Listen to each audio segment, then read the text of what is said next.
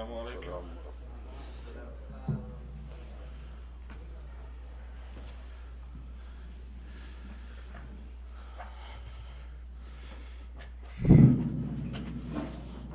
السلام علیکم ورحمۃ اللہ وبرکاتہ. ہے کوئی حافظ بیٹھا ہوا تلاوت کرنے کے لیے؟ ہاں آؤ بسم اللہ.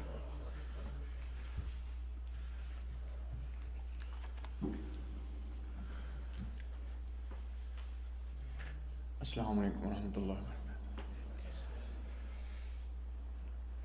اعوذ باللہ من الشیطان لک من الاولی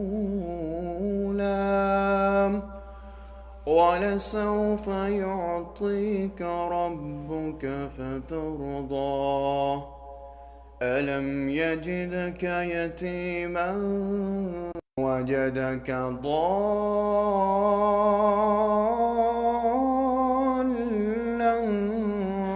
فهدى ووجدك عائلا فأغنى فأما اليتيم فلا تقهر وأما السائل فلا تنهر وأما بنعمة ربك فحدث.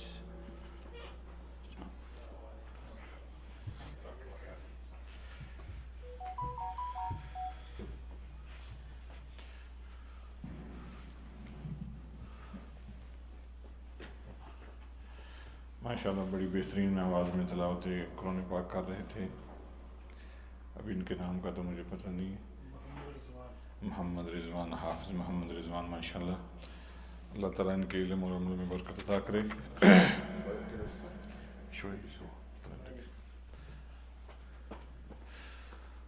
تو شیخ صاحب کے آنے سے پہلے کچھ میں آپ سے بات چیت کر لوں کہ نہ؟ وعلیکم السلام.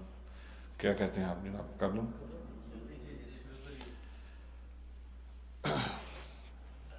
میں نے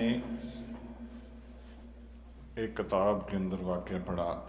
اب اس کی سند کا مجھے صحیح علم نہیں ہے، صحیح ہے یا کسی نے ایسے ہی کتاب میں واقعہ درج کر دیا، لیکن یہ واقعہ ہے بہت زبردست. اللہ پر توکل کا، بھروسے کا اور اللہ رب العزت کی کامل قدرت کا. ہم پریشانیوں کے اندر ڈوبے ہوئے، کسی کو کفیل کا مسئلہ، کسی کو منتھلی کا مسئلہ، کسی کو روم کا مسئلہ، کسی کو کچھ مسئلہ، کسی کو کچھ مسئلہ، بے شمار مسائل، آدمی پریشانیوں میں ڈوبا ہوا. جب بات میں نے کرنی ہے، دیکھنا میری طرف ہے، ادھر ادھر ناک کو کھجانا، کان میں کھجلی کرنی، ادھر کرنا، ایسا نہیں چلے. میری طرف دیکھنا ہے سامنے، ٹھیک ہے؟ جب بات کر رہے تو کس کی طرف دیکھنا ہے؟ جو بات کرنے والا اس کی طرف دیکھنا ہے تاکہ بات سمجھ میں آئے. السلام علیکم. وعلیکم السلام.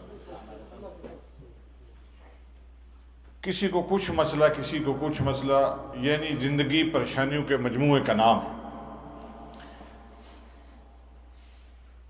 مکہ کے اندر کسی کی لونڈی تھی، لیکن وہ لونڈی خادمہ بڑی توحید والی، پکی مسلمان ایمان والی. ان کے گھر میں کام کرتی تھی تو آگ جلائی تو آگ سے چنگاری اڑی، سیدھی آنکھ کے اندر چلے گی، آنکھ کی بینائی جاتی رہی. اب نیا نیا اسلام کا دور تھا تو جو لوگ اس کے مالک تھے، آقا تھے، آپ کو پتہ ہے پہلے خادم ہوا کرتے تھے، خریدا جاتا تھا آدمی کو. تو انہوں نے کہا کہ یہ تجھے لات منات حبل کی مار پڑی ہے، اس وجہ سے تیری یہ آنکھ جاتی رہی.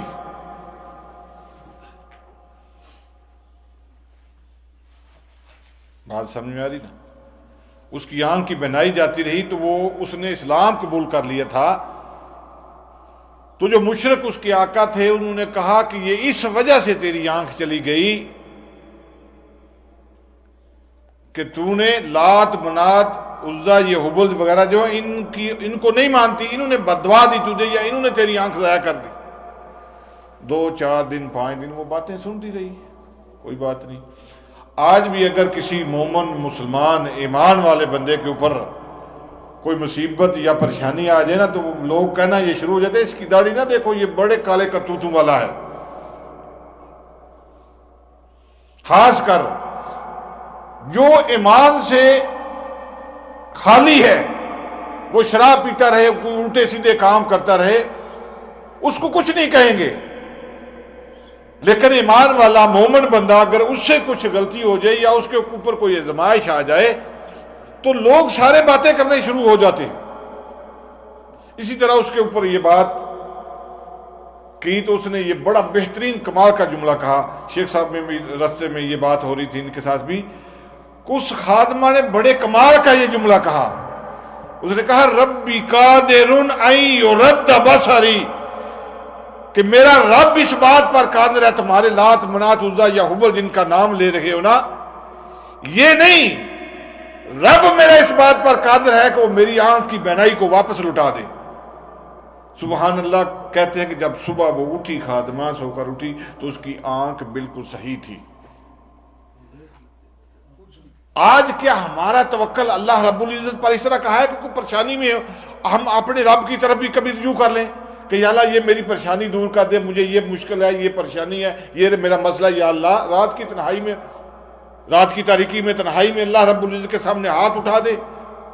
جب ہاتھ اٹھائیں رات کی تاریکی میں رب کے سامنے اپنا مسئلہ رکھیں تو میں قسم اٹھا کے کہتا ہوں نبی کریم صلی اللہ علیہ وسلم کے یہ ارشاد بھی ہے کہ اللہ تعالیٰ اپنے بندے کے خالی ہاتھ واپس لوٹاتا، شرما جاتا. اللہ تعالیٰ سے دعا جو کچھ کہا سنا اس پر عمل کرنے کی توفیق عطا فرمائے.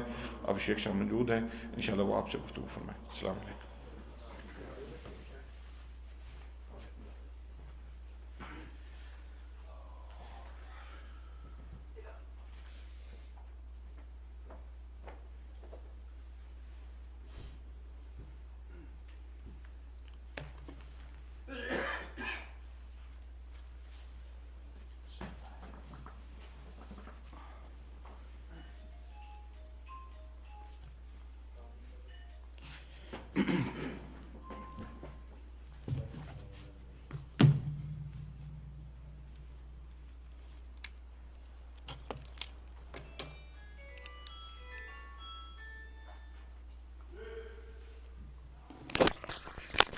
وہ آگے سب ہو گیا، یہاں پہ لگ گیا ہے تم.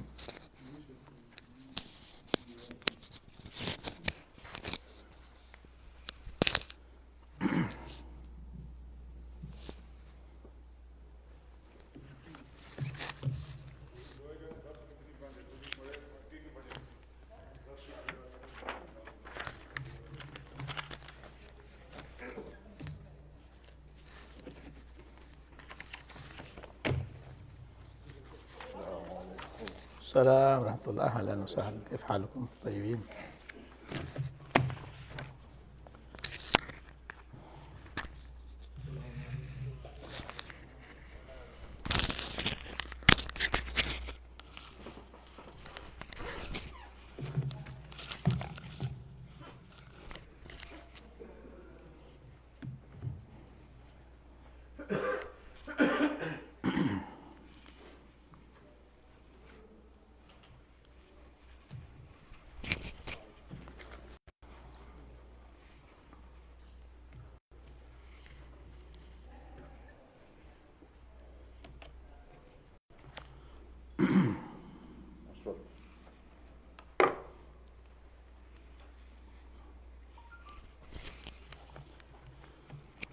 السلام علیکم ورحمۃ اللہ وبرکاتہ.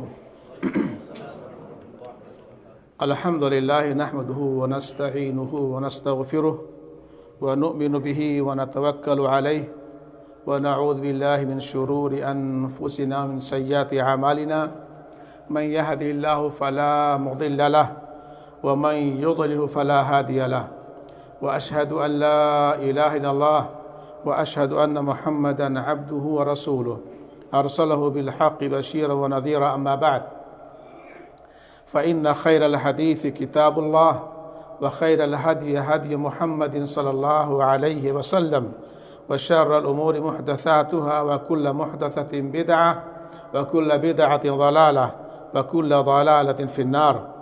أعوذ بالله من الشيطان الرجيم. بسم الله الرحمن الرحيم. اتل ما أوحي إليك من الكتاب وأقم الصلاة إن الصلاة تنهى عن الفحشاء والمنكر ولذكر الله أكبر والله يعلم ما تصنعون. وقال النبي صلى الله عليه وسلم بني الإسلام على 5: شهادة أن لا إله إلا الله وأن محمدًا عبده ورسوله وإقام الصلاة وإيتاء الزكاة والحج وصوم رمضان. رواہ البخاری و مسلم. ہر طرح کی حمد و ستائش، بڑائی اور بزرگی اللہ وحدہ لا شریک لہ کے لیے لائق و زیبا ہے کہ جس نے ہمیں انسان بنایا اور انسان بنانے کے ساتھ ساتھ امت محمدیہ میں سے بنایا. بعدہ آقا نامدار تاجدار مدینہ احمد مجتبیٰ حضرت محمد مصطفیٰ صلی اللہ علیہ وسلم پر انگنت لکھوکھاں درود و سلام نازل ہوں. اللہم صلی علی محمد وعلی آل محمد کما صلیت علی ابراہیم وعلی آل ابراہیم انکا حمید مجید. اللہم بارک علی محمد وعلی آل محمد کما بارکت علی ابراہیم وعلی آل ابراہیم انکا حمید مجید. معزز سامعین و ناظرین، آج میں جس موضوع پر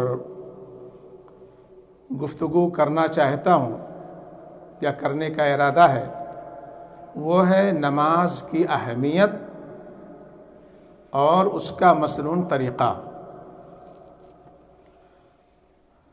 ہم تمام لوگ اچھی طرح سے جانتے ہیں کہ اللہ رب العالمین نے ہم مسلمانوں پر 5 وقت کی نمازوں کو فرض قرار دیا ہے، اور یہ فرضیت ہجرت سے پہلے ہو گئی تھی. ہمارے نبی جناب محمد رسول اللہ صلی اللہ علیہ وسلم کو جب اسراء اور معراج ہوا، آپ اللہ رب العالمین کے حضور آسمان پہ تشریف لے گئے تو اسی وقت اللہ رب العالمین نے ان نمازوں کو فرض قرار دیا. آپ لوگوں نے سنا ہوگا کہ سب سے پہلے 50 وقت کی نماز فرض ہوئی اور ایسے دھیرے دھیرے 5 وقت کی نمازیں باقی رہ گئیں، اور اب قیامت تک ہم مسلمانوں پر 5 وقت کی نمازیں فرض رہیں گی، چاہے کوئی نبی ہو، چاہے کوئی ولی ہو، چاہے کوئی پیر ہو، کوئی مرشد ہو، عالم ہو، جاہل ہو، مرد ہو، عورت ہو. ہر ایک پر جو بھی مکلف ہیں، ہر ایک پر 5 وقت کی نمازوں کو اللہ تعالیٰ نے فرض قرار دیا ہے. اور یہ ایک ایسی اکلوتی عبادت ہے کہ جو کبھی بھی معاف نہیں ہے. کسی بھی حالت میں یہ نماز معاف نہیں ہے. ہر حالت میں آپ کو پڑھنا ہے. ہاں، ایک حالت انسان کی ہے کہ اس حالت میں انسان کے لیے معاف ہے. وہ کون سی حالت ہے؟ کوئی جانتا ہے؟ بتاؤ کوئی. کون سی حالت ہے کہ جس حالت میں انسان کو وہ حالت اگر پیش آ جائے، آنکھ کے کیا اور مرنے کے بعد تو ختم ہی معاملہ. بہت صحیح آپ نے جواب دیا، ماشاءاللہ، بارک اللہ فیک. جی ہاں، یعنی عقل جب تک آپ کی کام کر رہی ہے، آپ کسی بھی کنڈیشن میں ہوں، کسی بھی حالت میں ہوں، آپ پر نماز پڑھنا فرض ہے.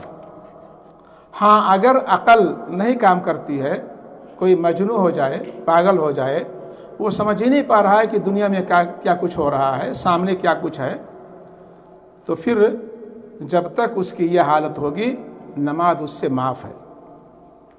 اور اس حالت میں یعنی جنونیت کی حالت میں، پاگل پنی کی حالت میں جو نمازیں چھوٹی ہیں ان نمازوں کو اسے لوٹانا نہیں ہے.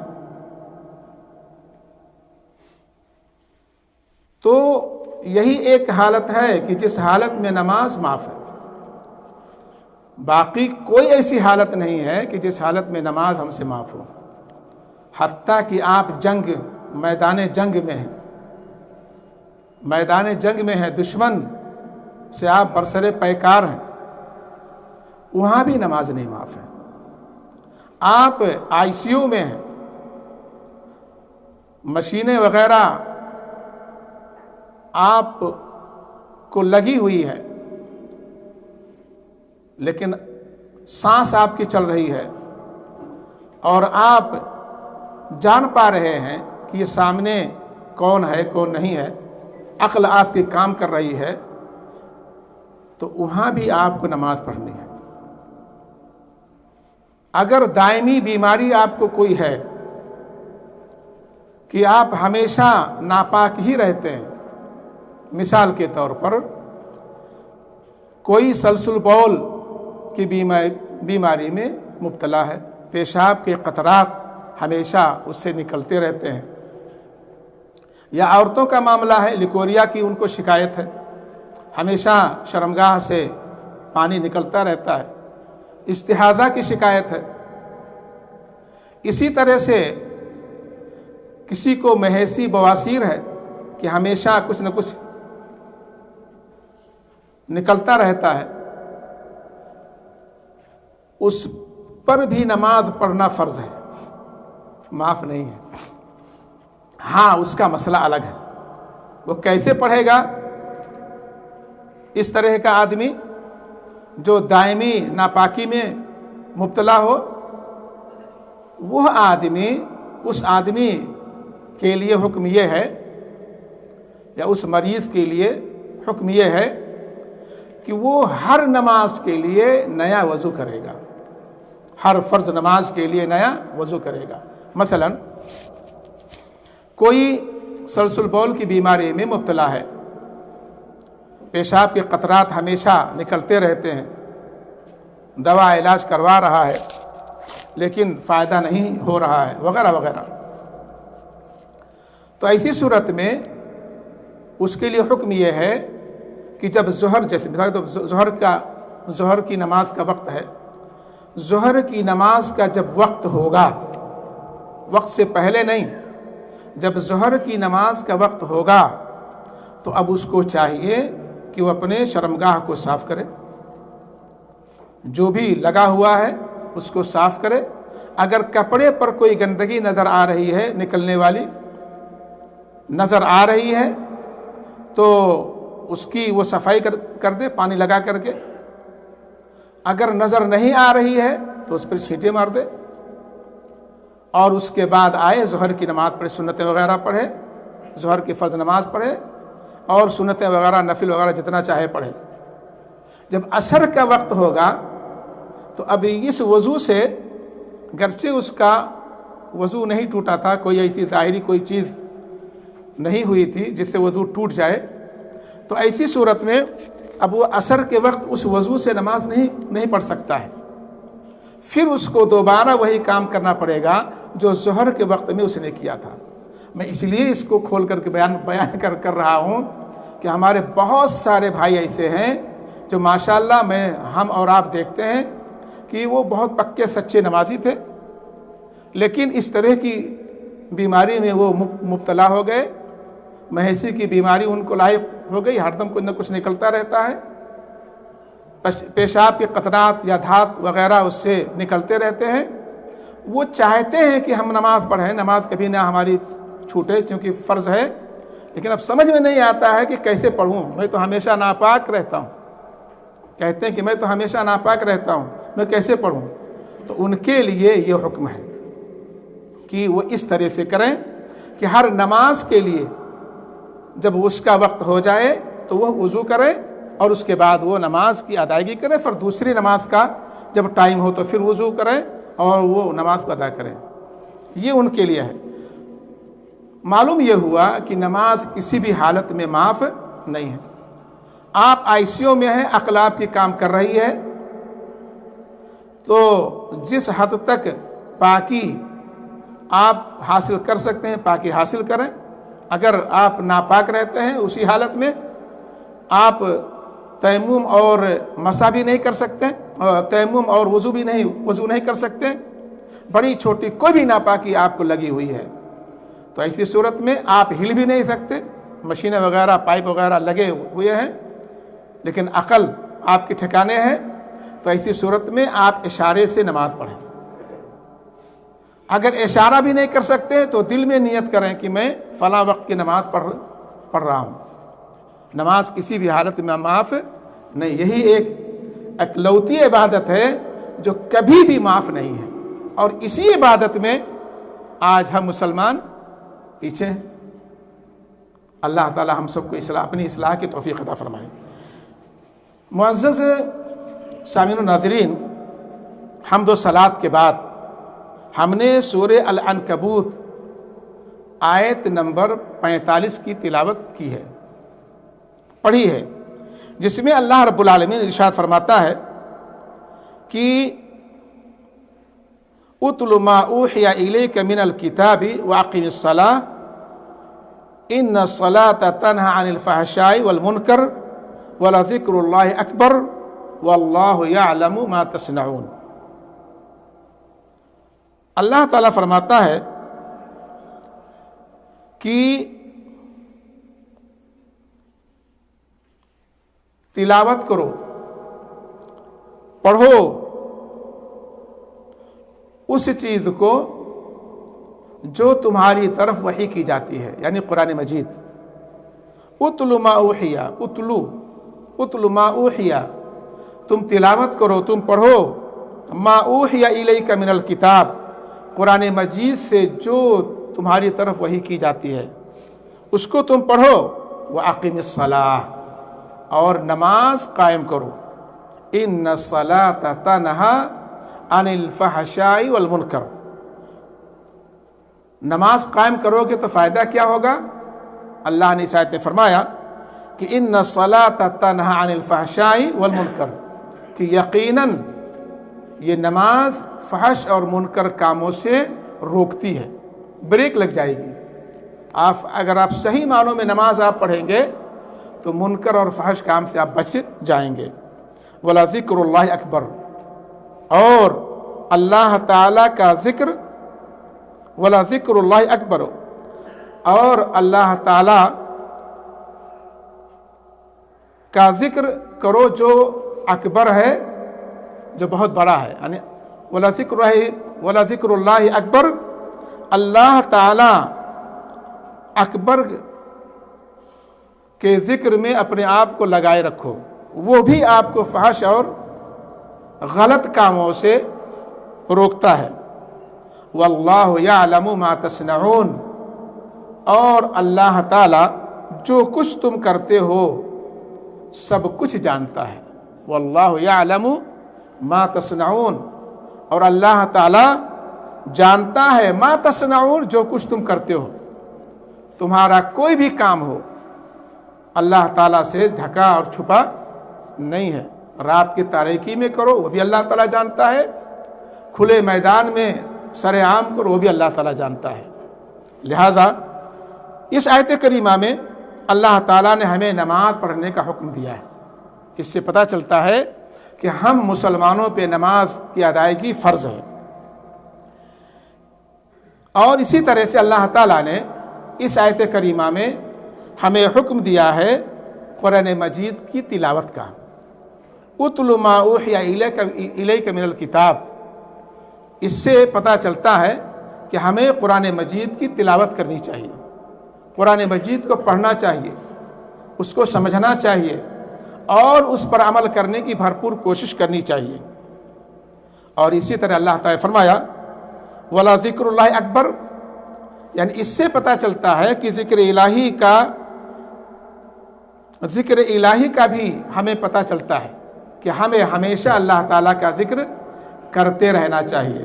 چلتے پھرتے اٹھتے بیٹھتے سوتے جاگتے، مجلسوں میں ہیں تو اللہ تعالیٰ کا ذکر کریں، تنہائی میں ہیں تو اللہ تعالیٰ کے ذکر کریں. معزز سامعین ناظرین، یہ نماز ارکان اسلام میں سے ایک سب سے اہم اور امپورٹنٹ رکن ہے. ارکان اسلام کل 5 ہیں، ہم سبھی لوگ اچھی طرح سے جانتے ہیں.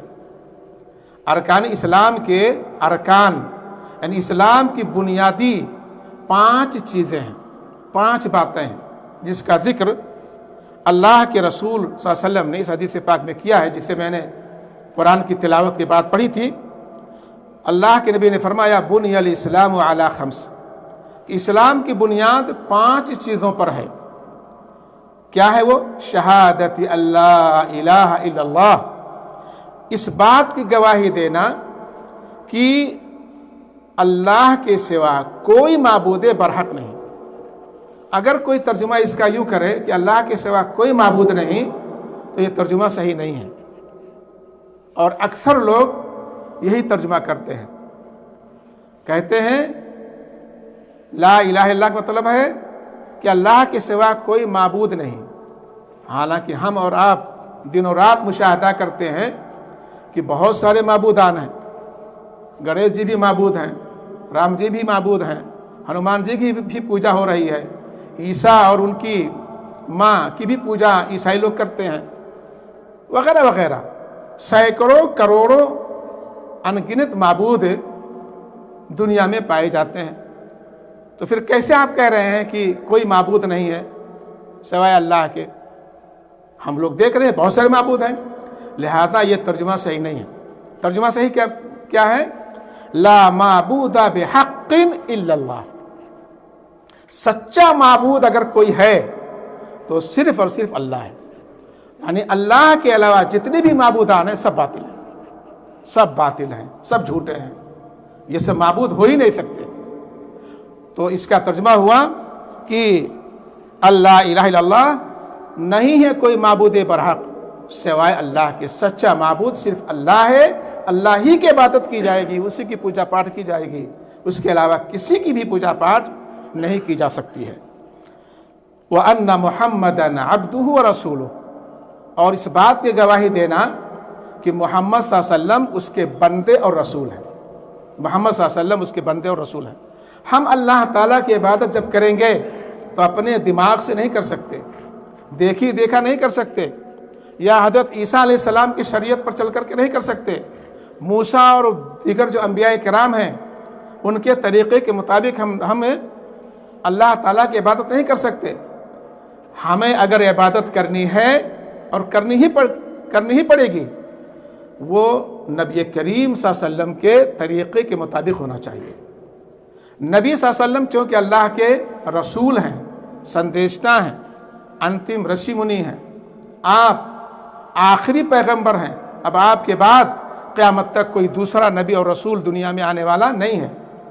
لہذا اس سے پہلے کے جتنے بھی ادیان ہیں سب منسوخ ہو گئے. صرف دین چلے گا تو دین محمد صلی اللہ علیہ وسلم قیامت تک چلے گا، اس کے علاوہ کوئی دین نہیں. ہمیں عبادت کرنی ہے اللہ رب العالمین کے طریقے کے مطابق.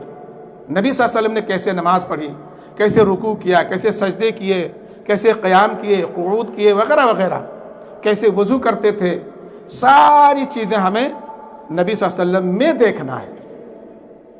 وَأَنَّ مُحَمَّدًا عَبْدُهُ وَرَسُولُهُ، وَأَنَّ مُحَمَّدًا عَبْدُهُ وَرَسُولُهُ، اس بات کی گواہی دینا کہ محمد صلی اللہ علیہ وسلم اللہ کے بندے اور اس کے رسول ہیں۔ جب ہم نے اللہ کے نبی ہم کو بندہ مان لیا تو پھر جو بندہ ہے، بندہ کس کو بولتے ہیں؟ عبادت کرنے والے کو۔ تو گویا کہ ہمارے عابد ہوئے، عبادت کرنے والے ہوئے، اور کس کی عبادت کرنی ہے؟ اللہ کی، صرف اللہ کی۔ تو جب ہمارے نظر بندے ہیں، عابد ہیں، تو پھر معبود نہیں ہو سکتے۔ لہذا اگر کوئی اللہ کے نبی صلی اللہ علیہ وسلم کی عبادت کرتا ہے، اور ہم لوگ عبادت صرف سمجھتے ہیں روزہ، نماز، حج، زکوٰۃ، یہ خالی عبادت ہے، یہ تو ہے ہی ہے، یہ تو عین عبادت ہے، اس کے عبادت ہونے میں کوئی شک و شبہ نہیں ہے۔ اس کے علاوہ بھی عبادت ہیں، دعا ہے، نذر و نیاز ہے، منتیں ہیں، ذبح و قربانی ہے، مدد ہے، یہ ساری کی ساری چیزیں عبادت ہیں، اور یہ صرف اور صرف اللہ کے لیے کیے جا سکتے ہیں، کسی اور کے لیے نہیں کیے جا سکتے۔ تو یہ پہلی بنیادی بات یا بنیادی چیز اسلام کی ہے کہ اس بات کی گواہی دینا کہ اللہ کے سوا کوئی معبود برحق نہیں، اور محمد صلی اللہ علیہ وسلم اللہ کے بندے اور رسول ہیں۔ دوسری بنیادی بات جو اسلام کے اللہ کے نبی نے فرمایا، وہ اقام الصلاۃ، نماز قائم کرنا۔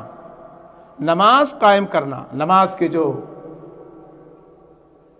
ارکان ہیں، واجبات ہیں، اس کی سنتیں ہیں، اور اس کے جو اوقات ہیں، ان تمام کو بروئے کار لاتے ہوئے نماز کو ادا کرنا، یہ اسلام کی دوسری بنیادی چیز ہے، بنیادی بات ہے، اسلام کا دوسرا رکن ہے۔ وَإِيتَاءِ الزَّكَاةِ، اور زکوٰۃ ادا کرنا۔ میں نے شاید یہاں پر کبھی بتایا آپ لوگوں کو، ہمارا درس ہوا تھا کہ زکوٰۃ یہ ہر مسلمان پہ فرض نہیں ہے، کیا ہے؟ نہیں ہے نا؟ زکوٰۃ چاہے بالغ ہو چاہے نابالغ ہو، چاہے مرد چاہے عورت چاہے غلام، ہر مسلمان پہ زکوٰۃ فرض نہیں ہے۔ کس پر فرض ہے؟ جو صاحب نصاب ہو، اسی مسلمان پہ زکوٰۃ فرض ہے جو صاحب نصاب ہو۔ میں نے آپ لوگوں کو بتایا تھا کہ اگر کسی کے پاس 85 گرام گولڈ ہے، 85 گرام سونا ہے، اور اس پر 1 سال بیت گیا ہے، تو پھر اس کے اوپر زکوٰۃ نکالنا فرض ہے۔ اگر کسی کے پاس 595 گرام سونا ہے، چاہے بچہ ہو چاہے جوان، چاہے مرد ہو چاہے عورت، چاہے بوڑھا، کوئی بھی ہو، اگر وہ مالک ہے 595 گرام چاندی کا، اور اس پر 1 سال بیت گیا ہے، تو اس کے اوپر زکوٰۃ نکالنا فرض ہے، زکوٰۃ نکالنا فرض ہے۔ اسی طرح سے اگر کسی بندے کے پاس 595 گرام چاندی خریدنے کے برابر اس کے پاس پیسے ہیں، چاہے ریال کی شکل میں، چاہے روپے پیسے کی شکل میں، چاہے ٹکا کے شکل میں، کسی بھی کرنسی میں، کہ اتنے میں اتنا آپ کے پاس مال ہے کہ جتنے میں آپ 595 گرام چاندی خرید سکتے ہیں، اور اس پر 1 سال بیت گیا ہے، تو پھر زکوٰۃ نکالنا آپ کے اوپر انیوار ہے، فرض ہے۔ اگر کوئی انکار کرے یہ سب چیزیں کیا ہے، وہ بندہ ایمان سے نکل جاتا ہے۔ تو ایتاء زکوٰۃ، اسلام کی تیسری بنیادی چیز کیا ہے؟ زکوٰۃ کی ادائیگی کرنا۔ والحج، اور حج بیت اللہ کرنا، اور حج بھی ہر بندے پہ فرض نہیں ہے۔ حج بالغ ہونا یہ شرط ہے، بالغ ہو، مکلف ہو، اور وہ صاحب استطاعت ہو، یعنی مالی اور جسمانی اعتبار سے وہ مستطیع ہو، حج کرنے قدرت رکھتا ہو، پھر اس کے اوپر عمر میں 1 مرتبہ حج کرنا فرض ہے۔ وصوم رمضان، اور رمضان کے روزے رکھنا، یہ اسلام کی بنیادی 5ویں بات ہے یا 5ویں چیز ہے۔ رمضان کے روزے رکھنا یہ بھی ہر مسلمان پہ فرض ہے، نابالغ پہ نہیں، بیمار پہ، اگر کوئی دائمی بیماری میں ہے جس سے شفا کی امید نہیں ہے تو پھر فرضیت اس سے ساقط ہو جائے گی، یا وہ بندہ اس طرح کا بندہ کیا کرے گا جو ہمیشہ کی بیماری میں مبتلا ہے کہ وہ روزہ رکھ نہیں سکتا، یعنی ہمیشہ یہ آج کل شوگر وغیرہ کوئی نہ لے لے، شوگر وغیرہ تو ایک عام سی بیماری ہے، سردی زکام یہ عام سی بیماری ہے، کوئی بڑی بیماری ہے کہ روزہ رکھ ہی نہیں سکتا، وہ اگر رکھے گا تو اس کی جان جا سکتی ہے اور بہت زیادہ اس کے اندر ضعف اور کمزوری آ جائے گی، اس کو کھڑا ہونا اٹھنا بیٹھنا اس کے لیے محال ہو جائے گا، یا بہت ہی زیادہ بڈھا ہے، تو ان سب کا حکم الگ الگ ہے۔ بہرحال تو یہ پانچویں اسلام کی بنیادی بات ہے، بنیادی چیز ہے کہ جنہیں اللہ کے نبی نے بیان فرمایا ہے۔ اس حدیث پاک میں استعارہ کے طور پر اللہ کے نبی صلی اللہ علیہ وسلم نے اسلام کو ایک ایسے مکان سے تشبیہ دی ہے جو 5 ستونوں پر قائم ہے۔ اسلام کو ایسی عمارت سے تشبیہ دیا اللہ کے نبی نے جو 5 کھمبوں 5 پلرز پہ وہ عمارت قائم ہے۔ اب ظاہر بات ہے اگر ان پلروں کی، ان کھمبوں کی جس پر وہ عمارت قائم ہے اس کی نگہداشت دیکھ ریکھ نہ کی جائے تو پھر کیا ہوگا؟ تو وہ عمارت منہدم ہو جائے گی، وہ عمارت گر جائے گی، وہ عمارت ڈھا جائے گی۔ معلوم یہ ہوا کہ جو اسلام کی یہ بنیادی 5 چیزیں ہیں یہ بہت ہی امپورٹنٹ ہیں، گویا کہ اسلام کی عمارت انہی 5 پر قائم ہے۔ اگر ان میں سے کسی ایک کا کوئی بندہ انکار کر دے کہ ہم یہ سب کمائیں، ہم اپنا ملک وطن اعزاء اور اقربا بال بچوں کو چھوڑ کر کے سعودی آئے کمانے کے لیے، اس میں سے زکوٰۃ نکالیں، یہ سب بکواس چیز ہے، ایسا بندہ کافر ہو جاتا ہے۔ ایسے ہی جو ہے ایک بندہ ہے جو کہتا ہے کہ یار اتنی کافی گرمی ہوتی ہے، اس گرمی میں مہینہ بھر بھوکے رہو، یہ سب کیا بکواس ہے، میں نہیں مانتا، ایسا بندہ کافر ہو گیا، مسلمان نہیں رہ جاتا۔ ایک بندہ ہے کہتا ہے یہ کیا اٹھو بیٹھو ادھر ادھر ہو، یہ کیا ہے، اس کو ہم نہیں مانتے، یا یہ ایک ایکسرسائز ہے، عبادت نہ مانتے ہوئے وہ کیا کہے کہ یہ ایکسرسائز ہے، ورزش ہے، یہ تو ایسا بندہ کافر ہو جاتا ہے، مسلمان نہیں رہ جاتا ہے۔ تو اسلام کے جتنے بھی پلرز ہیں، جتنے بھی کھمبے ہیں، ان کو دل و جان سے ہمیں ماننا چاہیے اور ان کی نگہداشت کرنی چاہیے، ان کے اندر کسی قسم کی کوئی کمی اور کوئی خرابی نہیں آنے دینی چاہیے۔ تو انہی پلروں میں سے نماز ہے، انہی پلروں میں سے یہ نماز ہے۔ نماز کی فضیلت بہت زیادہ ہے۔ ابھی آپ نے وہ آیت کریمہ جو پہلے میں نے پڑھی ہے، ان الصلاۃ تنہی عن الفحشاء والمنکر، کہ یہ نماز بے حیائی کے کاموں سے روک دیتی ہے، ایک تو یہ فائدہ ہے۔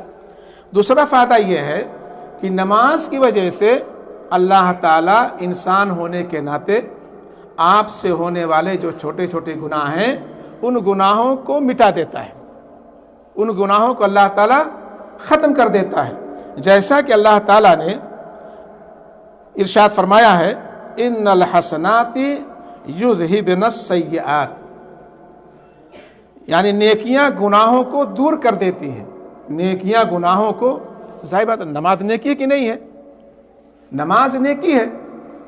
اور اللہ کے نبی صلی اللہ علیہ وسلم نے اس بات کو سمجھانے کے لیے ایک بہت ہی بہترین مثال دیا، وہ اس طرح سے آپ صلی اللہ علیہ وسلم فرمایا کہ ارأیتم لو ان نہرا بباب احدکم یغتسل فیہ کل یوم 5 مرات هل یبقى من درنہ شیء؟ قالوا لا يبقى من درنه شيء، قال فكذلك مثل الصلوات الخمس يمحو الله بهن الخطايا۔ یہ صحیح بخاری کی روایت ہے، بخاری شریف میں ہے، اور صحیح مسلم میں بھی یہ حدیث کے لیے بہت پیاری مثال دی پیش کی تاکہ لوگ اچھی طرح سمجھ جائیں۔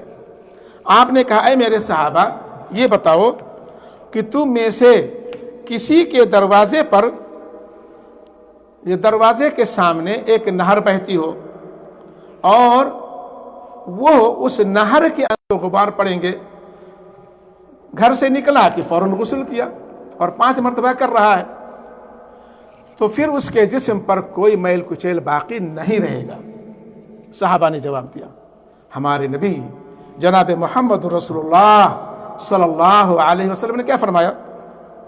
آپ نے فرمایا کہ پانچوں نمازوں کی یہی مثال ہے، پانچوں نمازوں کی ظہر، عصر، مغرب، عشاء اور فجر، ان نمازوں کی یہی مثال ہے کہ اللہ تعالیٰ ان نمازوں کی برکت سے نمازیوں کے گناہوں کو دور کر دیتا ہے اور انہیں پاک و صاف کر دیتا ہے۔ سبحان اللہ، یہ ہے نماز میرے بھائیوں، یہ ہے نماز۔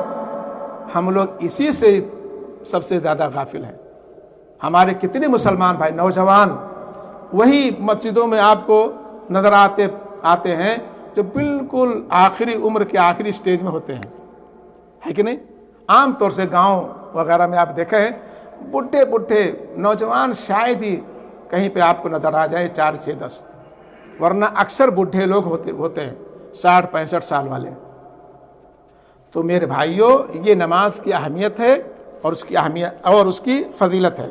اسی طرح ہمارے نبی جناب محمد رسول اللہ صلی اللہ علیہ وسلم نے فرمایا ہے، صحیح مسلم کی یہ بھی روایت ہے، صحیح مسلم جلد نمبر 1 صفحہ نمبر 122 پر ہے کہ اللہ کے نبی صلی اللہ علیہ وسلم نے فرمایا، الصلاۃ الخمس والجمعۃ الی الجمعہ کفارۃ لما بینہن ما لم تغشل کبائر، ما لم تغشل کبائر۔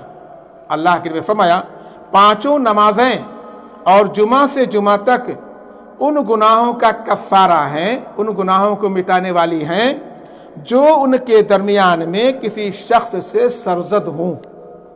یعنی جیسے ظہر اور عصر کے درمیان میں اگر کوئی چھوٹا گناہ آپ سے ہوا، آپ نے عصر کی نماز پڑھی، درمیانی سارے گناہ آپ کے اللہ تعالی نے دھو دیا۔ سبحان اللہ۔ عصر اور مغرب کے بیچ میں آپ سے کوئی گناہ کا کام ہوا، آپ نے مغرب کی نماز پڑھی، اس درمیان کے ساری نماز، اس طرح سے پانچوں نمازوں کا معاملہ ہے۔ اللہ کے نبی نے فرمایا کہ یہ حالت ہے نمازوں کی۔ اور اسی طرح اللہ کے نے فرمایا والجمعۃ الی الجمعہ، اور ایک جمعہ سے دوسرے جمعہ تک کے درمیان ہونے والے گناہوں کا کفارہ ہے۔ کون سا؟ جمعہ کی نماز۔ یعنی ایک جمعہ، جیسے آج جمعہ ہے، آپ نے آج جمعہ کی نماز پڑھی اللہ کو راضی اور خوش کرنے کے لیے خلوص دل کے ساتھ، پھر آپ اگلے ہفتہ جب جمعہ آئے گا پھر پڑھیں گے۔ اب اس درمیانی دونوں جمعہ کے درمیان انسان ہونے کے ناطے شیطانی بہکاوے میں آ کر کے جو چھوٹے چھوٹے گناہ ہم سے اور آپ سے ہو گئے، وہ سارے درمیانی گناہ سب اللہ تعالیٰ معاف کر دیتا ہے۔ سبحان اللہ۔ ہاں، شرط ہے، یہ چھوٹے گناہوں کی معافی کب ہوگی؟ ان تمام چیزوں سے ما لم تغشل کبائر۔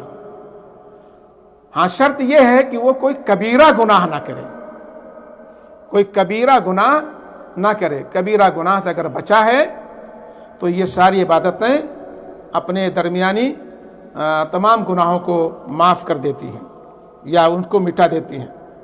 اسی طرح اللہ کے نبی صلی اللہ علیہ وسلم نے نماز کی اہمیت اور فضیلت بیان کرتے ہوئے فرمایا، مسند احمد کی روایت ہے، جلد نمبر 5 صفحہ نمبر 437 پہ ہے، اور سنن دارمی میں بھی ہے وغیرہ وغیرہ۔ تو آپ نے فرمایا کہ ان المسلم اذا توضأ فاحسن الوضوء ثم صلى الصلوات الخمس تحاطت خطاياه كما تحات هذه الورق وقال اقم الصلاة طرفي النهار وزلفا من الليل ان الحسنات يذهبن السيئات ذلك ذکریٰ للذاکرین۔ اللہ کے نبی نے فرمایا، اصل میں آپ صلی اللہ علیہ وسلم ایسے جا رہے تھے اپنے صحابہ کے ساتھ میں، تو آپ صلی اللہ علیہ وسلم نے آپ کے سامنے ایک درخت تھا، ایک پیڑ تھا، درخت تھا، آپ نے اس کے شاخ کو پکڑا اور اسے ہلایا، جھجوڑا۔ اب جتنے پتے تھے سب تقریباً گر گئے، سارے پتے زمین پر گر گئے۔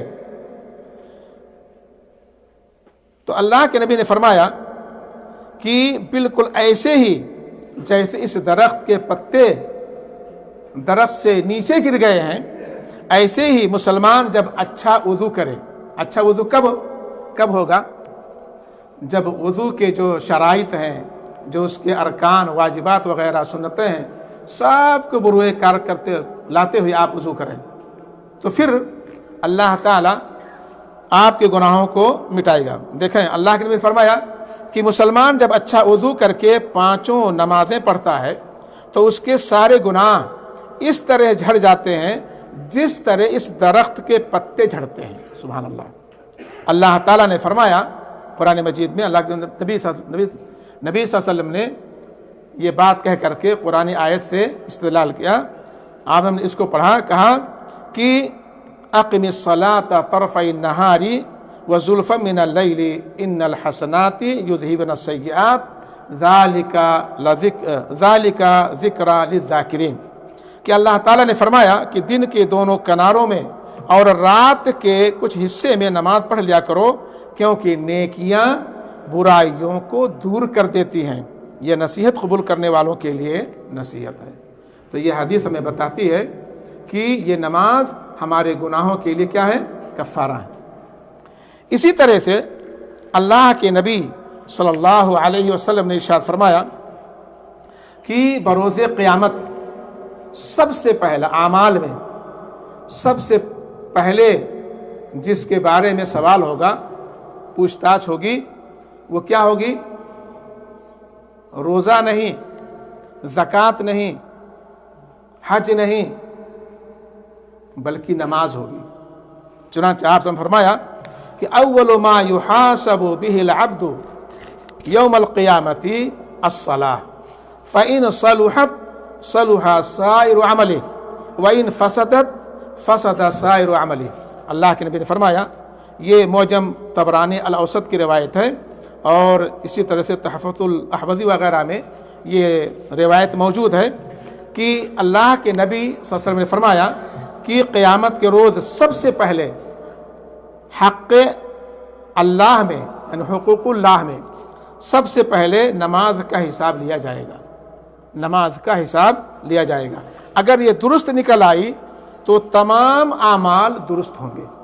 اگر نماز درست ہو گئی تو بقیہ جتنے اعمال ہیں سب آپ کے درست ہوتے جائیں گے، اور اگر نماز خراب رہی تو سارے اعمال خراب رہے۔ اسی نماز سے نجات ہے، کیونکہ یہی جنت کی کنجی ہے، اور نماز نہ پڑھنے سے بربادی ہے۔ نماز قیامت کے روز نبیوں اور شہیدوں کے نمازی قیامت کے روز نبیوں اور شہیدوں کے ساتھ میں ہوگا، اور بے نماز یا بے نمازی فرعون، حامان، نمرود، شداد وغیرہ سرکشوں کے ساتھ میں ہوگا۔ جی ہاں، حدیث پاک ہے، اللہ کے نبی صلی اللہ علیہ وسلم نے فرمایا ہے کہ من حافظ علیہا کانت لہ نورا و برہانا و نجاتا یوم القیامہ ومن لم یحافظ علیہا لم تکن لہ نورا و برہانا و نجاتا وکانا یوم القیامت مع قارون و فرعون و حامان و ابی بن خلف۔ یہ حدیث مسند احمد کی ہے کہ اللہ کے نبی نے فرمایا کہ جو نماز پر محافظت کرتا ہے، جو نماز کی پابندی کرتا ہے، یعنی ہمیشہ بلا ناغہ نماز پڑھتا ہے، تو یہ نماز قیامت کے دن اس کے لیے نور کا سبب بنے گی، اس کے لیے نور کا، اور نور کی ضرورت کہاں پر پڑے گی بتاؤ؟ زیادہ تر پل صراط پر۔ سبحان اللہ۔ تو یہ نماز قیامت کے دن اس کے لیے نور کا سبب بنے گی، اور کمال ایمان کی دلیل ہوگی، اور قیامت کے دن بخشش کا ذریعہ بنے گی۔ اور جس نے نماز کی محافظت نہیں کی، نماز کو جب دل میں آیا پڑھا، جب دل میں آیا چھوڑ دیا، اور ادھر ادھر مارتا رہا ٹامک ٹوئیاں، تو اللہ کے نبی نے فرمایا کہ جو نماز کی محافظت نہیں کی تو یہ نماز اس کے لیے نہ نور بنے گی اور نہ دلیل بنے گی، اور نہ وہ بندہ قیامت کے دن قارون، فرعون، حامان اور ابی بن خلف کے ساتھ ہوگا۔ اللہ تعالی ہم سب کو اس سے بچائے۔ یہ سب کون لوگ تھے؟ قارون، فرعون، حامان، شداد، ابی بن خلف، یہ کون لوگ تھے؟ رئیس الکفار تھے، کافروں کے سردار تھے، سب سے بڑے کافر تھے. بتائیے یہ لوگ کہاں جائیں گے؟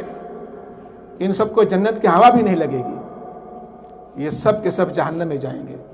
اللہ کے نبی نے حدیث پاک میں کیا کہا کہ جو بے نمازی ہیں وہ لوگ ان کے ساتھ میں ہوں گے، یعنی جہنم میں جائیں گے. اللہ تعالیٰ ہمیں سے بچائے. اسی طرح ایک اور حدیث پاک ہے، پھر میں انشاءاللہ جلدی سے بتاؤں گا کہ نماز کا طریقہ کیا ہے. بہت تیزی سے وقت بھاگ رہا ہے اور وقت بھی اصل میں درس دیر سے شروع ہوا ہے، تو تھوڑا سا 10-5 منٹ اور ہم کو آپ لینے دیں. اللہ کے نبی نے فرمایا کہ کفر اور شرک، کفر اور اسلام کے درمیان جو حد فاصل ہے، فرق کرنے والی ہے، وہ کیا ہے؟ نماز ہے. چنانچہ آپ نے فرمایا کہ العہد الذی بیننا وبینہم الصلاۃ فمن ترکہا فقد کفر. اللہ اکبر. یہ حدیث مسند احمد کی ہے اور جامع ترمذی وغیرہ میں بھی یہ حدیث موجود ہے. اللہ کے نبی نے فرمایا کہ ہمارے اور کافروں کے درمیان نماز پڑھنے کی ذمہ داری ہے. ہمارے اور کافروں کے درمیان جو عہد و پیمان ہے وہ کیا ہے؟ نماز. جس نے نماز پڑھی وہ مسلمان ہے، اور جس نے نماز چھوڑ دی اور اس کا انکار کیا وہ کافر ہے. العیاذ باللہ. اللہ ہمیں اسے بچائے. اسی لیے صحابہ کرام کے بارے میں آپ لوگوں نے سنا ہوگا کہ صحابہ کرام بے نمازی کو کافر جانتے تھے. سبحان اللہ. صحابہ کرام بے نمازی کو کافر جانتے تھے اور نماز کے چھوڑ دینے کو کفر سمجھتے تھے. اسی طرح اللہ رب العالمین نے، اور اس بات کی تائید قرآن کی اس آیت سے بھی ملتی ہے، اس آیت سے بھی ہوتی ہے جو سورہ روم آیت نمبر 131 ہے. اللہ تعالیٰ فرماتا ہے اقیموا الصلاۃ ولا تکونوا من المشرکین. اقیموا الصلاۃ، نماز قائم کرو، مشرکوں میں سے نہ ہو جاؤ. کیا اس سے معلوم ہوا کہ اگر آپ نماز قائم نہیں کریں گے تو مشرکوں میں سے ہو جائیں گے. بہت خطرناک بات ہے. علی کل حال یہ رہے نماز کی اہمیت اور اس کی فضیلت پر کچھ قرآنی آیات اور کچھ حدیثیں. اب آئیے ہم آپ کو بتاتے ہیں کہ نماز کا مسنون طریقہ کیا ہے. یہ بھی ہمارے موضوع کا ایک اور جز ہے یا حصہ ہے. نماز کا طریقہ کیا ہے؟ ہم نماز کیسے پڑھیں گے؟ دیکھا کوئی حنفی نماز پڑھے، کوئی شافعی نماز پڑھے، کوئی بریلوی نماز پڑھے، کوئی کچھ پڑھے، کوئی کیا یہ سب نمازیں اللہ تعالیٰ قبول کریں گے؟ نہیں. نماز محمدی ہونی چاہیے. نماز محمدی ہونی چاہیے. نبی کریم صلی اللہ علیہ وسلم نے فرمایا ہے صلو کما رأیتمونی اصلی، کہ تم ویسے ہی نماز پڑھو جیسے مجھے نماز پڑھتے ہوئے دیکھتے ہو. اب آپ کوئی کہہ سکتا ہے کہ نبی صلی اللہ علیہ وسلم ہمارے درمیان تو موجود نہیں ہے، ہم کیسے پڑھیں گے نماز؟ اللہ کے نبی صلی اللہ علیہ وسلم کے جانثار صحابہ نبی صلی اللہ علیہ وسلم کے نماز کے ایک نبی صلی اللہ علیہ وسلم کی نماز کو نقل کیا ہے. طریقے نماز، کیسے آپ رکوع کرتے تھے، کیسے سجدے کرتے تھے، کیسے وغیرہ وغیرہ ساری چیزیں ہمیں صحابہ کرام کے ذریعے سے جو حدیثیں پہنچی ہیں ان حدیثوں کو دیکھ کر کے، انہیں پڑھ کر کے، انہیں معلوم کر کے ہمیں نماز پڑھنی ہوگی. سب سے پہلی چیز، آپ نماز کے لیے آپ اور ہم تمام لوگ اچھی طرح سے جانتے ہیں کہ وضو کرنا شرط ہے، یعنی بڑی ناپاکی سے طہارت حاصل کرنا، اور اگر بڑی ناپاکی ہے تو اور اس کے بعد پھر وضو کرنا. بغیر وضو کے نماز نہیں ہوتی ہے. وضو کریں آپ. اگر کسی وجہ سے پانی آپ استعمال نہیں کر سکتے، یا تو بہت زیادہ ٹھنڈا ہے، گرم کرنے کا کوئی بندوبست نہیں ہے، یا اسی طرح سے پانی ہے موجود ہے لیکن کسی دشمن کے قبضے میں ہے، یا ایسی کوئی بیماری ہے کہ آپ اگر پانی استعمال کیے تو آپ کی بیماری بڑھ جائے گی، یا جان بھی، اگر آپ پر غسل فرض ہے، غسل آپ نے کر لیا تو آپ کی جان چلی جائے گی، تو ایسی صورت میں تیمم کرنے کا حکم ہے. تیمم کریں آپ. आपने वज़ू किया या तयम्मुम किया हस्बे ज़रूरत, फिर आप मुसल्ला पर आएँ, मुसल्ले पर आएँ, वहाँ पर पहुँच करके हमें ज़बान से कोई नियत नहीं करनी, नियत करनी है, ज़बान से कोई नियत नहीं। जैसा कि आजकल राइज है, मैं नियत करता हूँ फ़लाँ नमाज की 4 रकात वास्ते अल्लाह के इमाम के पीछे मुँह क़िबला शरीफ, फिर कहते हैं अल्लाह अकबर। ये सब बिदअत है, हमें ऐसा नहीं करना चाहिए। नबी सल्लल्लाहु अलैहि वसल्लम क्या करते थे, आप सल्लल्लाहु अलैहि वसल्लम नमाज के लिए मुसल्ले पर जब तशरीफ़ लाते और इमाम आप सल्लल्लाहु अलैहि वसल्लम जब फ़र्ज़ नमाज पढ़ाते तो क्या करते, आप सल्लल्लाहु अलैहि वसल्लम पहले सफ़ों को दुरुस्त कराते। आप कहते इस्तऊ वस्तकीमू वातदिलू तरासू, है ना, ये सारी बातें कि सीधे खड़े हो जाओ, टेढ़े बेढ़े ना रहो, आगे पीछे ना रहो, सबको सीधी रखो, मिल करके जुट करके खड़े हों। आज हम लोग तरासु को समझते ही नहीं, हम कहते हैं तरासु यानी जुट करके मिल करके खड़े हों। आज हमारा मुसलमान भाई जब नमाज में खड़ा होगा जैसे लगता है दोनों के दरमियान दुश्मनी है, दो नमाजी इकट्ठे होंगे नमाज पढ़ने के लिए, इतना यानी कम से कम इतनी जगह बाद लोग छोड़ते हैं, कोई दूसरा आदमी भी वहाँ पर आ सकता है, दूर दूर खड़े होते हैं। यह हदीस के खिलाफ है। अल्लाह हज़रत अनस बिन मालिक रज़ी अल्लाह ताला अन्हु फरमाते हैं कि नबी सल्लल्लाहु अलैहि वसल्लम जब हमारी सफ़ों को दुरुस्त करते जैसे लगता था तीर को आप सीधा कर रहे हैं, इतना सीधा करते थे। और आप सल्लल्लाहु अलैहि वसल्लम ने एक मरतबा कहा कि मैं तुम्हें अपनी सफ़ों को सीधी रखो, मैं तुम्हें अपने पीछे से भी देखता हूँ। ये मुअज्ज़ज़ा था नबी सल्लल्लाहु अलैहि वसल्लम का कि आप सल्लल्लाहु अलैहि वसल्लम पीछे से भी देख लिया करते थे कि कौन क्या कुछ कर रहा है। कहा आपने फरमाया कि मैं तुम्हें अपने पीछे से भी देखता हूँ, लिहाजा अपनी सफ़ों को सीधी रखो। अनस बिन मालिक रज़ी अल्लाह ताला अन्हु कहते हैं कि उसी वक्त से हम में का हर आदमी अपने साथी के कंधे से और अपने साथी के कदम से अपने कंधे और कदम को मिला करके चिपका करके खड़ा होता था। तो ये साहबे किराम थे। लिहाजा हमें चाहिए कि अगर हम जमात में बाजमात सब बंदी कर रहे हैं, जब बाजमात नमाज अदा कर रहे हैं तो मिल करके जुड़ करके सीधे खड़े हों, आगे पीछे ना रहें। तो इमाम की ये जिम्मेदारी है कि इस तरह से करें।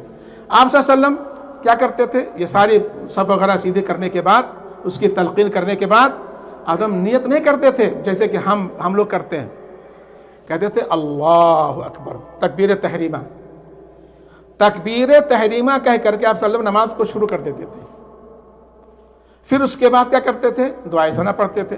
और दुआए सना के 3-4 जो है उसके वो सेगे हैं, सुबहानक अल्लाहुम्मा है, और एक है अल्लाहुम्मा बाइद बैन वबैन खताया वगैरह वगैरह। इनमें से कोई भी पढ़े, या एक ये है रब्बना वलकल हम्द अल्हम्दुलिल्लाह हम्दन कसीरन तय्यबन मुबारकन फी, ये भी है दुआए सना। तो इसके अलावा भी है, तो दुआए सना पढ़ें। उसके बाद क्या करें, अऊज़ु बिल्लाहि मिनश शैतानिर रजीम बिस्मिल्लाहिर रहमानिर रहीम, आहिस्ता आहिस्ता अपने जी में पढ़ें। उसके बाद सूरह फातिहा पूरा पढ़ें, सूरह फातिहा पढ़ें और आखिर में आमीन कहें। अगर जहरी नमाज है तो बुलंद आवाज़ से आमीन कहें, अगर सिर्री नमाज है यानी ज़ोहर असर है तो फिर आहिस्ता आमीन कहें, लेकिन आमीन भी कहना है। फिर उसके बाद अल्लाह अकबर कहते हुए, और फिर उसके बाद कोई आप सूरत पढ़ें, छोटी बड़ी जो भी हो, या आयत पढ़ें। फिर अल्लाह अकबर अपने दोनों हाथों को उठाएं और अल्लाह अकबर कहते हुए आप रुकू में जाएं। रुकू में जब आप जाएं तो बिल्कुल पीठ को ऐसी रखें कि अगर वहाँ पर पीठ के ऊपर पानी गिराया जाए तो वो वहाँ पे ठहर जाए, ऐसा नहीं ना ऐसा। सर को ना तो नीचे रखें पीठ से, ना सर को पीठ से ऊंचा रखें, बल्कि बराबर में होना चाहिए। इस तरह से आप रुकू करें और अपने दोनों हथेलियों के ज़रिए से घुटने को पकड़ लें और तांत की तरह से रखें। कुछ लोगों को देखा जब जाता है, जब रुकू करते हैं तो हाथ को ऐसे रखते हैं, बिल्कुल तांत की तरह से उसको ऐसे टाइट रखना चाहिए। ये करें आप। फिर आप कहें सुबहान रब्बियल आज़ीम, सुबहान रब्बियल आज़ीम, या इसके अलावा और भी जो जिक्र है। और आपकी निगाह कहाँ पर हो रुकू की हालत में, बताओ आपकी निगाह कहाँ पर होनी चाहिए? अंगूठे पर, ہاں یہ بھی ایک جو ہے سلگتا ہوا مسئلہ ہے. بعض لوگ کہتے ہیں جب آپ رکوع میں جائیں تو اپنے انگوٹھے کو دیکھیں. یہ کہاں ہے؟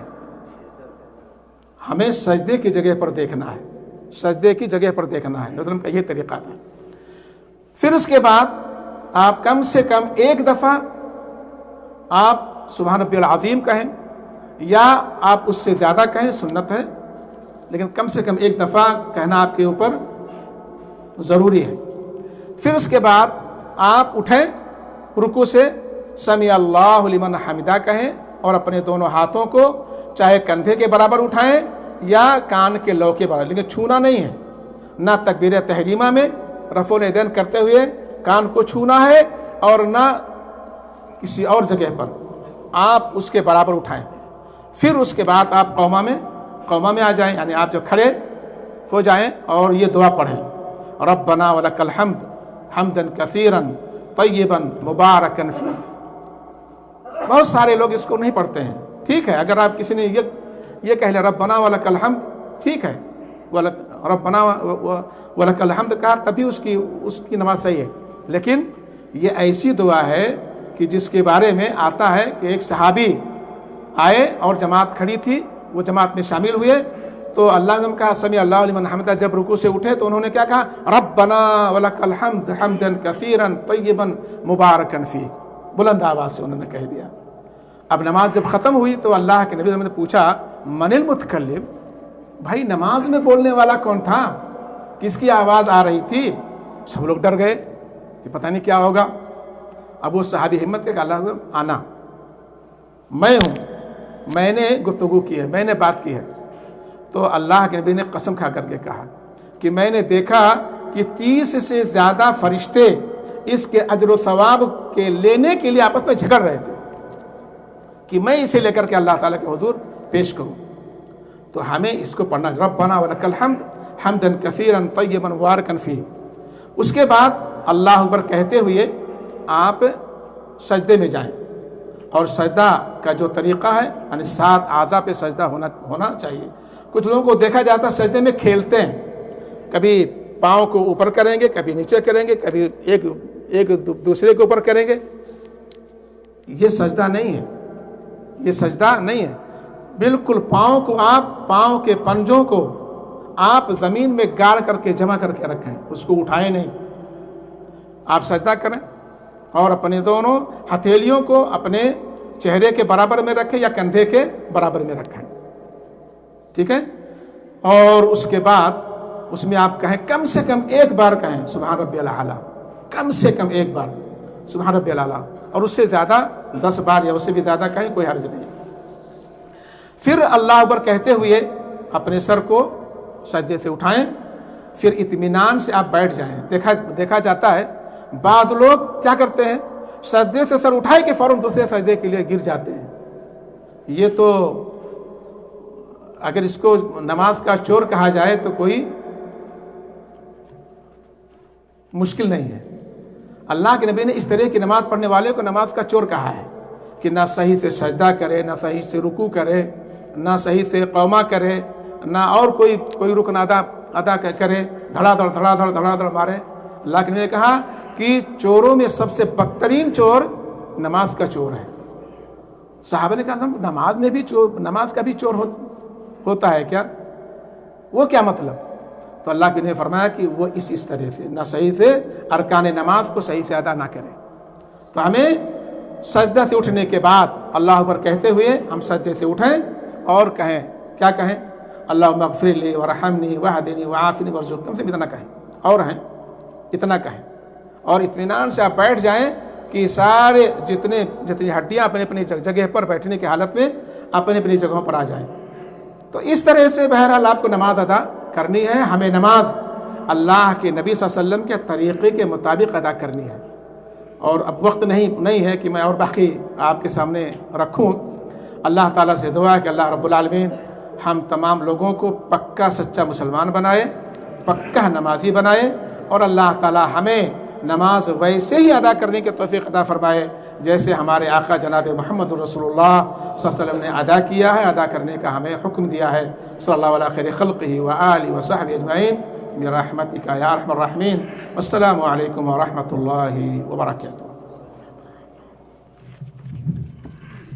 السلام علیکم ورحمۃ اللہ وبرکاتہ۔ یہ تھے ہمارے شیخ مسلمانوں کی حفظہ اللہ تعالیٰ، جو بڑے بہترین انداز کے اندر نماز کے متعلق آپ کی تربیت فرما رہے تھے۔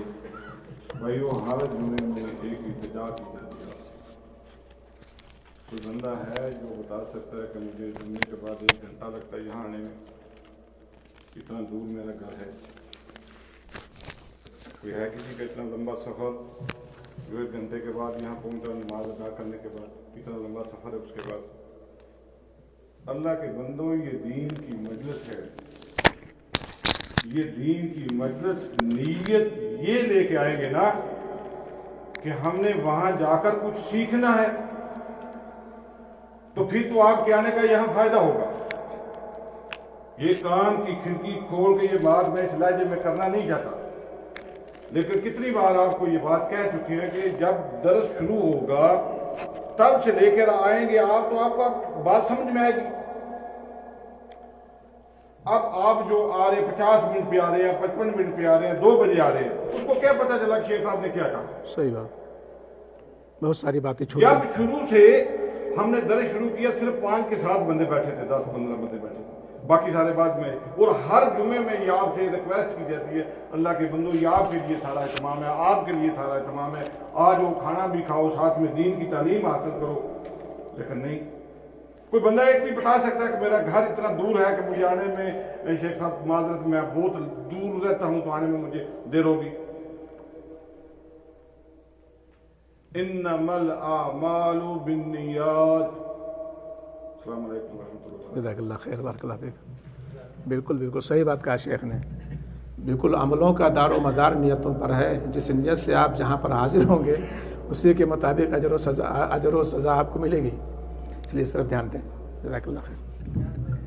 پہلے آئیں۔